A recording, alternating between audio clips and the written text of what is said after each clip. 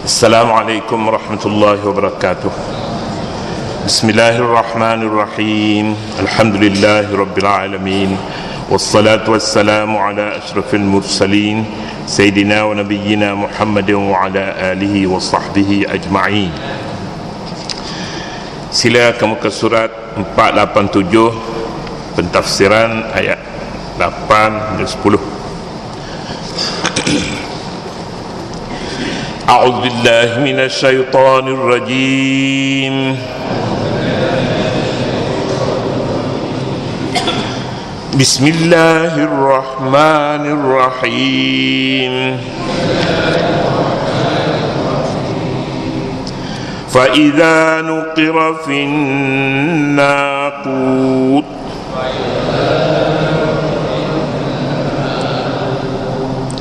فذلك يومئذ يوم عسير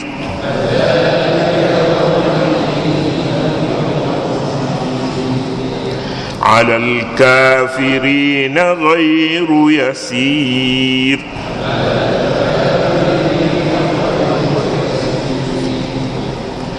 صدق الله العظيم.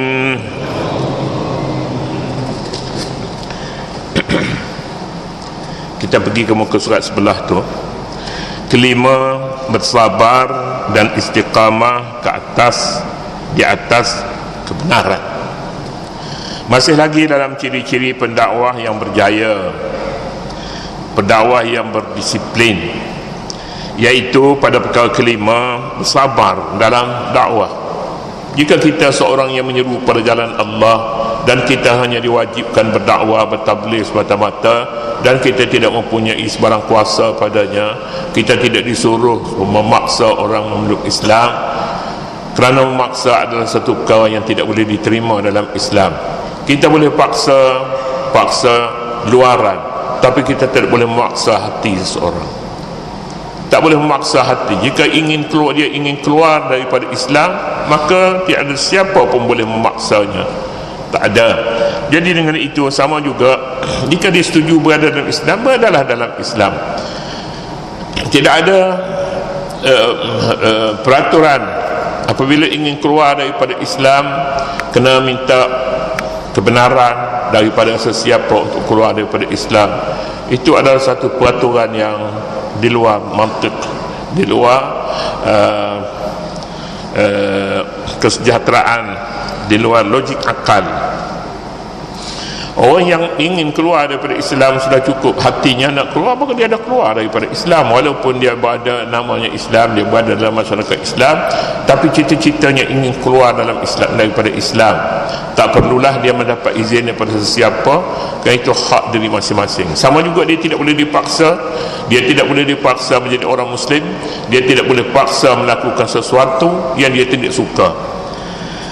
Wasbir wa li rabbika fasbir, dan bersabarlah pada menjalankan perintah Tuhanmu. Maknanya bila disuruh supaya bersabar untuk beristiqamah dalam Islam adalah suatu perkara yang berat, dia memerlukan kesabaran yang tinggi. Ayat ini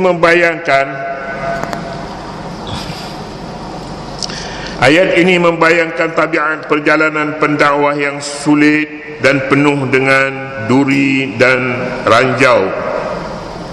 Memanglah perjalanan ke syurga bayarannya mahal. Pendakwah perlu memahami bahawa jalan yang dilaluinya itu memerlukan pengorbanan yang tinggi dan kesabaran yang lebih. Pendakwah yang berfikir jalan ini mudah dan senang, sebenarnya dia tersilap dan tidak memahami hakikat dakwah itu sendiri, bahkan tidak mengerti perubahan yang ingin dilakukannya. Bukankah tugas pendakwah itu ialah membina kebenaran di atas landasan, di atas runtuhan kebatilan? Kalau begitu, pendakwah hendaklah sedia berhadapan dengan duri-duri di sepanjang jalan. dengan sistem masyarakatnya yang mencabar, dengan reaksi dan tindak balas yang kadang-kadang datang menduru bagaikan ombak besar menyembah pantai.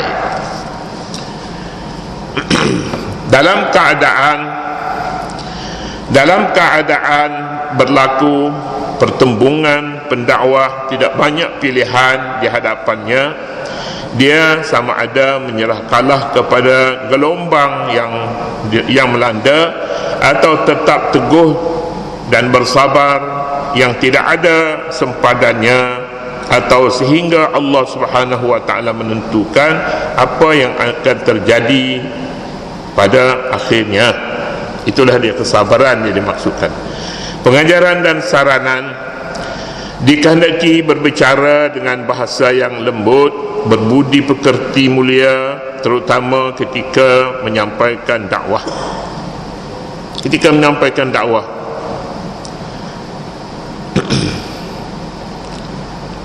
Maksud berbudi pekerti terutama ketika menyampaikan dakwah, artinya kata-kata itu hendaklah lembut, selembut kata-kata Nabi Harun.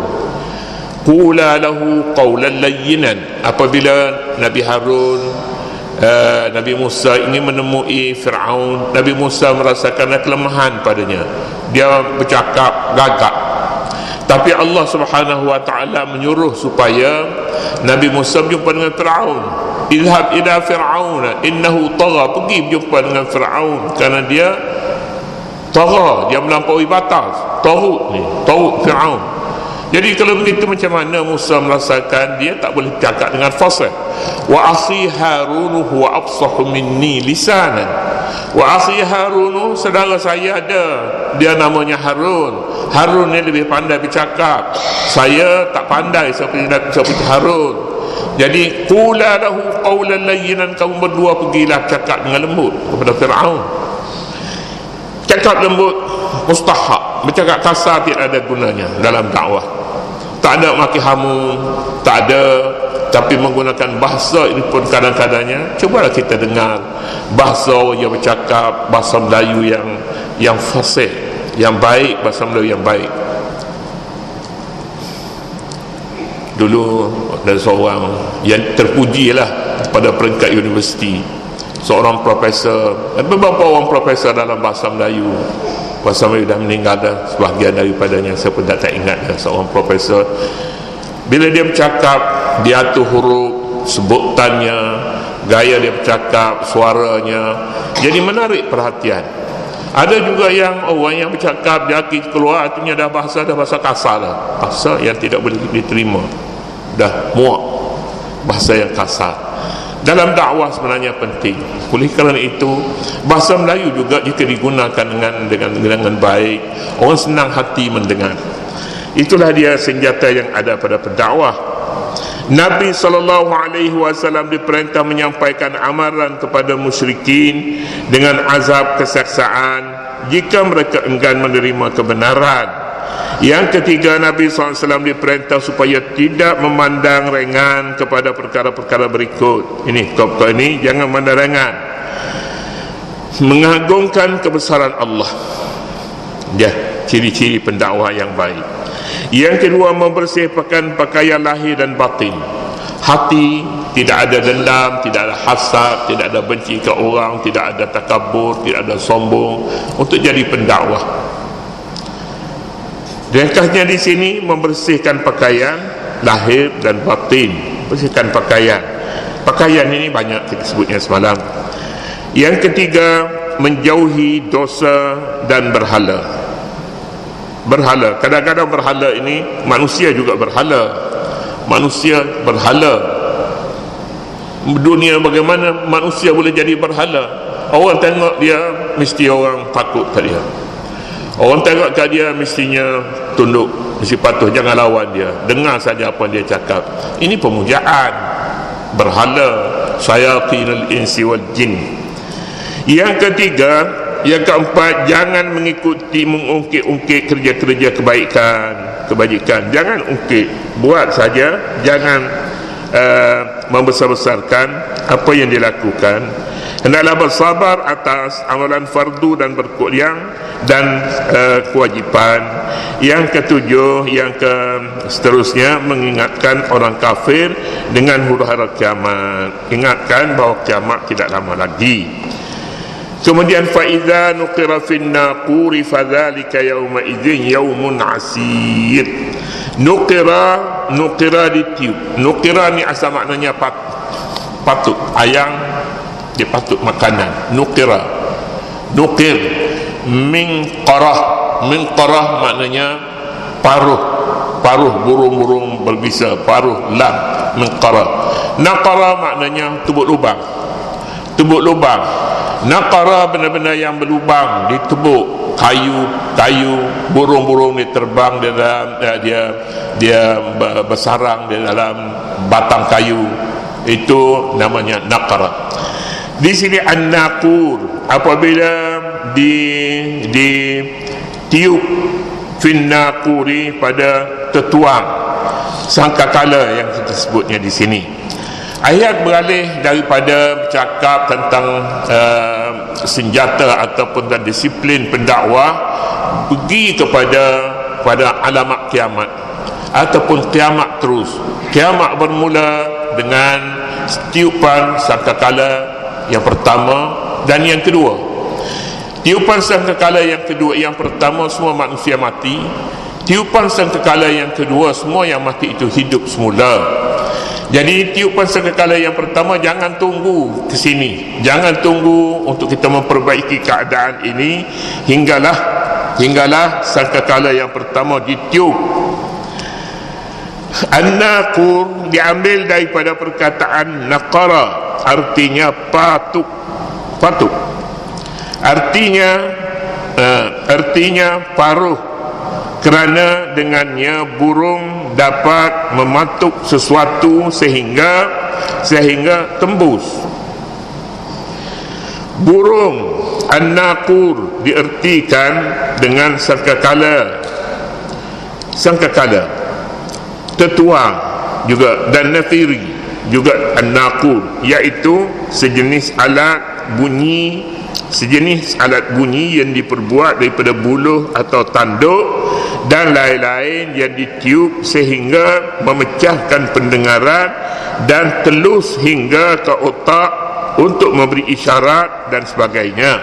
Itu tujuannya nafiri, tujuannya tetuang ataupun disebutnya sangkakala. Sangkakala adalah satu istilah akidah, iaitu an-nafkhatus al-ula al-thaniyah, yang pertama dan yang kedua. Dimaksudkan dengan sangkakala di sini ialah tetuang yang ditiup Israfil. Kali pertama ditiup dengan mematikan semua makhluk manusia yang hidup di langit dan di bumi, dan kedua, tiup sangkakala yang kedua bagi menghidupkan mereka semula untuk dihisab amalan dan dibalas. Pendakwah sebenarnya jangan ingat bahawa pendakwah ini satu kerja main-main saja, satu kerja tambahan. Jangan ingat, sebabnya dakwah ini juga ada hubungannya dengan hari kiamat, ada hubungan dengan dosa dan pahala. Jangan tunggu sehingga kiamat berlaku tahunnya baru nak buat satu perubahan. Tak ada. Umum, sebelum ayat sebelum ini bercakap tentang pendakwah, maka dia sasaran yang pertama, dan semua orang yang mengikuti jalan Islam bertaubat. Jangan sampai masa yang terakhir pintu taubat sudah ditutup, jangan lewat. Jadi sementara pintu taubat masih terbuka, bertaubatlah segera. Jangan tunggu sehingga sampai pintu taubat ditutup barulah kita pun nak cari peralatan sembahyang, nak cari kepiyah dia mana, nak cari. Waktu itu mungkin umur pun tidak mengizinkan lagi, dan masa juga sudah tidak mengizinkan. Jangan sampai kepada mereka itu. Ayat ini memberi kepahaman bahawa dunia ini berakhir dengan tiupan dan bermula dengan bangkit semula. Jaga bangkit semula juga dengan tiupan yang mengeluarkan suara dan amat menakutkan. Tiupan sangkala yang pertama mati, tiupan sangkala yang kedua hidup semula. Maknanya hidup dan mati ini tiupan sangkala sangat berkesan kepada menghidup dan mematikan. Sasarannya telinga, tiupan. Siapa yang lebih awal mendengarnya, tentulah telinga, tentulah otak yang berfikir. Para mufassirin berbeza tafsiran yang mana satu di antara dua tiupan itu kedua-duanya diterima sebagai pendapat. Kita lebih cenderung pada pendapat yang mengatakan tiupan itu merujuk kepada yang pertama dan yang kedua, kerana kedua-duanya amat sukar kepada orang kafir. Mungkin ungkapan sebagai kiasan kepada takutnya orang kafir untuk menghadapi hari itu, yakni hari kiamat, sebagaimana dalam ungkapan quri'at qabulul harbi, artinya dipukul gendang perang. Bila dipukul gendang perang ni, orang takutkan perang, maka waktu itu dia sangat-sangat takut. Perang sudah bermula. Disebutnya dalam bahasa Arab quri'at qabulul harbi, apabila gendang perang dipukul. Negeri yang belum diperang, negeri-negeri yang nak berperang, mula-mula perang kata-kata dulu, perang kata-kata, tapi bila sampai kepada satu peringkat nak perang betul-betul, gendang pun dipukul. Gendang perang tu bukan gendang betul-betul, tidak, kata-kata itu sendiri maknanya. Biasanya disebutnya gendang. Seterusnya, setiap kesalahan mungkin boleh ditarik balik jika diberi peluang untuk dibuat demikian. Biasanya kesalahan-kesalahan kecil diberi peluang untuk ditarik balik supaya pihak yang terlibat dapat pulih sebagaimana asalnya. Bagaimana dengan keselamatan yang besar seperti kufur? Kesalahan ini besar, amat sulit bagi orang-orang kafir. Jadi kalau begitu ayat ini menyatakan apabila gendang perang dipukul, apabila sangkakala dibunyikan, jangan sampai pada masa ini kiamat merupakan suatu perkara yang sangat ditakuti oleh manusia, terutama orang yang tidak beriman kepadanya. Oleh sebab itulah disebutnya di sini, jangan sampai kepada peringkat akhir, iaitu peringkat kiamat, barulah nak bertaubat. Jangan sampai. Mengapa disebut kiamat? Mengapa tak kata bertaubatlah segera, jangan sampai tahun 2018, jangan tahun 2018. Bertaubatlah sekarang ni, bersedialah sebelum negara kita jadi maju pada tahun 2020. Jangan letak target di situ. Di situ orang tak takut. Orang mintanya waballighna Ramadan, biarlah sampai kita bulan Ramadan. Kalau bolehnya kita nak ubah sikit, waballighna tahun 2020. Mintalah sampai tahun 2020 nak tengok kemajuan ini, kemajuan negeri kita dijanjikan itu. Tak ada doa macam tu ni. Waballighna tahun 2020. Kita tukar Ramadan habis ni, lepas Ramadan lah, nanti Ramadan ini Ramadan ini tak datang lagi. Biasa apa bulan Ramadan, kami dia boleh sampai pula tahun negara maju. Tak boleh letak target di situ. Orang tak takut. Orang nak juga sampai tahun 2020. Jangan tunggu untuk taubat di situ. Tunggu, bila-bila masa saja mati akan datang. Gendang perang sudah dipukul sekarang ini, kita mungkin mati beberapa hari lagi, beberapa bulan lagi, mungkin. Ramai orang yang kita tengok dalam masjid ni dulunya, dia ada duduk tempat ni, ada duduk tempat ni, ada tempat ni. Sekarang ni kemana orang itu? Mana orang itu? Tak ada lagi. Kita tengok Haji Jufri duduk kat sini dulu, hujung sekali dia. Kemudian daripada tunya siapa ganti tempat tu sekarang? Tengoklah. Berani tu. Ni pun kita tengok orang Pak Haji Junid duduk depan ini, duduk depan ni, orang ni. Sekarang sudah tidak ada lagi. Dulu Pak Syahno duduk depan ni. Sudah tiada lagi orang itu. Sudah tiada lagi. Siapa yang memberi dia tak sempat pun nak sampai kepada An-Naqur, tak sempat. Mudah-mudahan Allah merahmati mereka semua. Fadzalika yaumun asir, maka pada hari itu adalah hari yang amat sukar. Hari mana? Hari bila datang An-Naqur, tiupan sangkakala. Hari ini sukar kerana kematian manusia pun secara disebabkan suara itu terlalu kuat, maka telinganya pecah, maka dia mati dengan sebab itu. Suara yang kuat boleh mematikan, boleh memecahkan anak telinga. Ini pun ciptaan Allah Subhanahu wa taala yang amat aneh. Amat aneh dalam telinga. Dalam telinga saya jumpa dengan doktor pakar telinga, tekak dan hidung, TTH, ENT, ya, banyak ENT ke apa-apanya, tak apa. Dia syarah kepada saya kekuasaan Allah Subhanahu wa taala. Doktor seorang perempuan di Hospital Selayar, dia kata kekuasaan Allah Subhanahu wa taala menjadikan telinga dia kata ada anak telinga, ada bulu, ada macam-macam dia katanya pada anak telinga kecil saja. Jadi dia suluh dalam telinga saya, dia kata bulu banyak tu. Bulu pada anak telinga. Ini dia katanya, mengapa bulu? Bulu tu supaya kalau telinga tu tebal, dia katanya dia akan tendang keluar telinga tu. Tapi kalau tak keluar juga, dia kata kena berjumpa dengan pakar lah, dia kena bagi ubat dalam tu supaya dia keluarkan. Jadi saya maksudnya nak tengok darah keluar daripada hidung saya. Jadi melarat perkara tu, dia nak pergi tengok macam-macam lagi. Tapi bila dia tengok darah saya daripada hidung tu, apa sebabnya? Tapi dia terkejut. Mengapa darah dia kata keluar daripada hidung macam tu? Kita tengok, jadi habisnya akhir sekalinya tak ada apa-apa. Dia katanya ubat pun tak payah berilah. Dia kata masuk bilik, tidak nak tengok dalam telinga. Itulah dia sarah pada sayanya. Saya kata doktor cakap tu serupa yang saya cakap di masjid saya jugalah. Tentang kekuasaan Allah Ta'ala. Kemudiannya alal kafirina ghairu yasir, di atas yang tidak mudah kepada orang kafir. Kita itulah dulu. Wallahu subhanahu wa ta'ala a'lam. أعوذ بالله من الشيطان الرجيم. بسم الله الرحمن الرحيم. اللهم ربنا لا تزغ قلوبنا بعد إذ هديتنا وهب لنا من لدنك رحمة إنك أنت الوهاب.